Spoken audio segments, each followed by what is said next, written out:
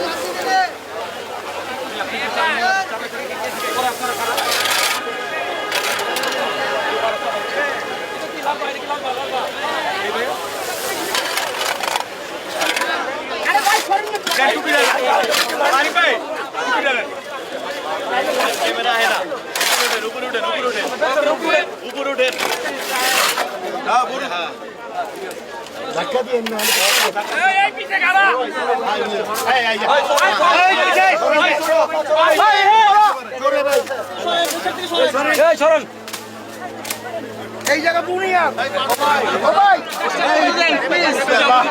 বিসমিল্লাহ রাহমানির রহিম মাথাটা তুমি ওইনে রাখো না আরেকটা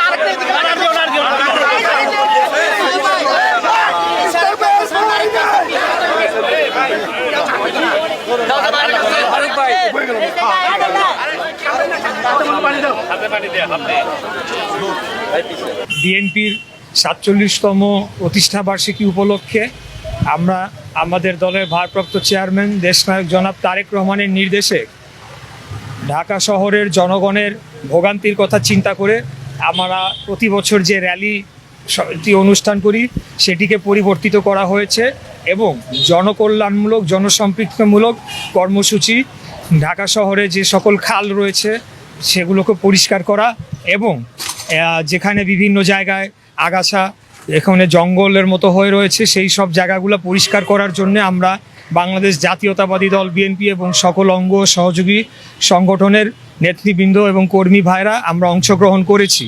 তারই পরিপ্রেক্ষিতে আজকে আমরা সূত্রাপুর থানার অধীনস্থ বেগমগঞ্জ খাল যেটি রয়েছে সেই খালটি আমরা পরিষ্কার পরিচ্ছন্ন করার উদ্যোগ নিয়েছি।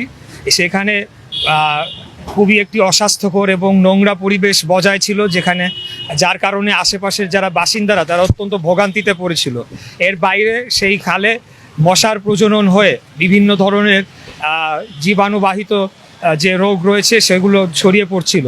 তো আমরা আজকে আমাদের প্রতিষ্ঠা বার্ষিকী উদযাপন করার লক্ষ্যে এবং জনগণকে এটি বোঝানোর জন্য যে আমরা জনকল্যাণের রাজনীতি করি এবং আমরা আজীবন জনকল্যাণের রাজনীতি করে যাব, সেজন্য আমরা নিজেরাই এই সমস্ত খাল এবং বিভিন্ন যে সকল জায়গার পরিষ্কার পরিচ্ছন্ন করা দরকার সেগুলোকে আমরা পরিষ্কার করেছি এবং আমাদের এই কার্যক্রম চলমান থাকবে, অব্যাহত থাকবে। আমাদের প্রতিটি নেতাকর্মীকে নির্দেশ দেওয়া হয়েছে তারা যাতে দ্রুততম সময়ে এই খালগুলো পরিষ্কার করে এবং এখানে বসবাসের উপযোগী করে তোলে।